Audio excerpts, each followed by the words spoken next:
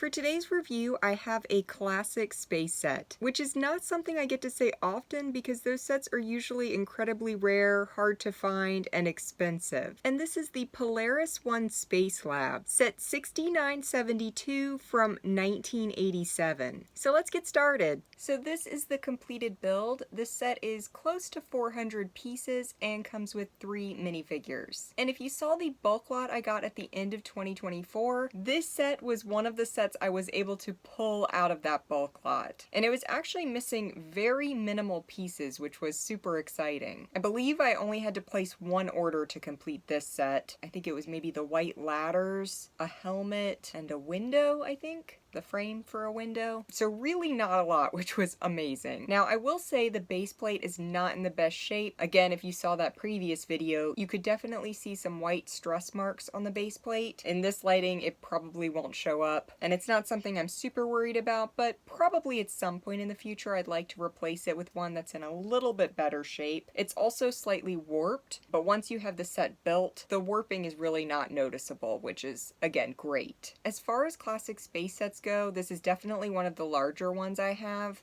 I think the only thing larger than this is the original Galaxy Explorer, which is another set I found in a bulk lot because that's really the only way I'm getting any kind of classic space. Buying those sets outright from BrickLink, eBay, Bricks and Minifigs, any kind of store is gonna run you a lot of money. And rightfully so. They're rare, they're beautiful, and they're an iconic part of LEGO history. So to get started, let's go ahead and look at the minifigures from this set. So the minifigure section won't take long because this set only came with 3 minifigures and they're all the exact same minifigure. And that is this iconic blue spaceman, which I think a lot of people nowadays refer to as Benny from the LEGO movie. I think this is my first ever classic blue spaceman. I know I have white ones and red ones, but I don't think I've ever had a set that has a blue one before. I got this set from a bulk lot, and these were the only 3 blue spacemen in the lot. So it's nice to know I have the original minifigures to this set, that the helmets are correct because there are lots of variations, and the moons are in spectacular shape.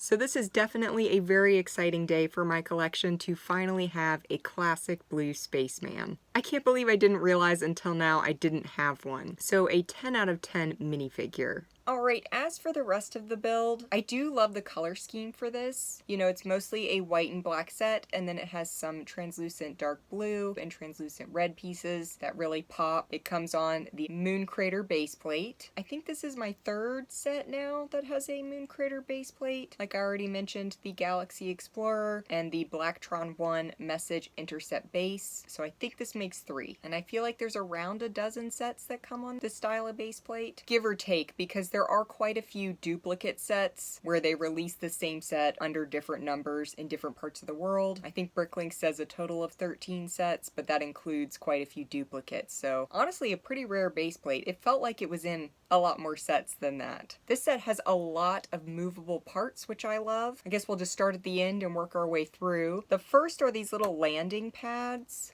So each side has this little vehicle, aircraft vehicle, so you do get 2 of those. I like this printed piece in the back there. There's quite a few printed pieces. So this does lift up and down, again, on both sides, and there's an arrow patterned tile. Hopefully that will pick up on camera. I don't know if that's supposed to help you load onto this vehicle. Wasn't exactly sure because it's pretty far away to be able to kind of jump, but I guess if there's no gravity, jumping wouldn't be that difficult. Another cool feature though is that there are these little sliding pieces on either side. So your minifigure, if they're on this kind of base build, can hop on this, can slide to the end here, and then I guess hop onto your spacecraft and take off. So I really like the thought process behind that. And again, double versions on both sides. We've also got these beautiful windows on either side, and those open up so you can get to the interior of this set a little bit easier. We've got some translucent red antenna pieces here. Always beautiful. Lucked out these were in great shape because those do tend to be prone to cracking around the base. They get fractured, but didn't have to replace any of those. There are a couple of these button printed slopes on either side as well. Here in the back, we've got these great kind of radar pieces. Those are movable. They're on hinges. Then you've got this device here in the center, some sort of spacecraft.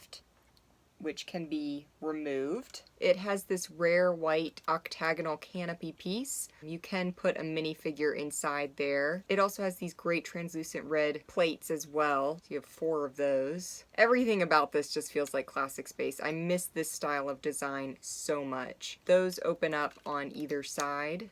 Not exactly sure the function of most of this, but it's super fun to mess around with. We've got a classic moon pattern here. Again, lucked out that that piece, the gold, was super intact. So I assume, you know, it lands, and then you can kind of lock it in place to keep it from going anywhere. I'll go ahead and show you the design from the back as well. Not a lot going on back here, but just so you can get the full picture of what the set looks like kind of from every angle. Open these back up and show you a little closer. So if you lift this up, those pieces will come down, but you've got some great pattern pieces, like I said.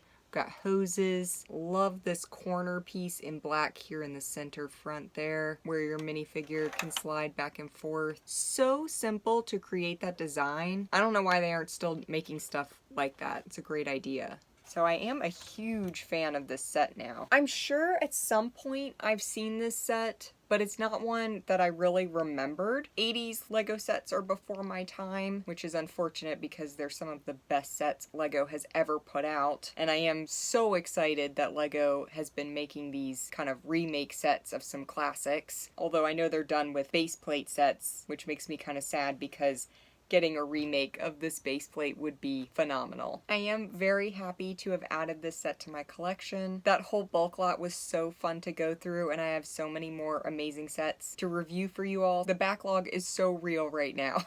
There are so many sets I want to build, but I'm having to wait to build until I can review them. So it should be a wonderful and exciting start to 2025. Like I said before, the set is expensive because classic space is expensive, but if you get the opportunity to get any classic space set, I'm always going to recommend them.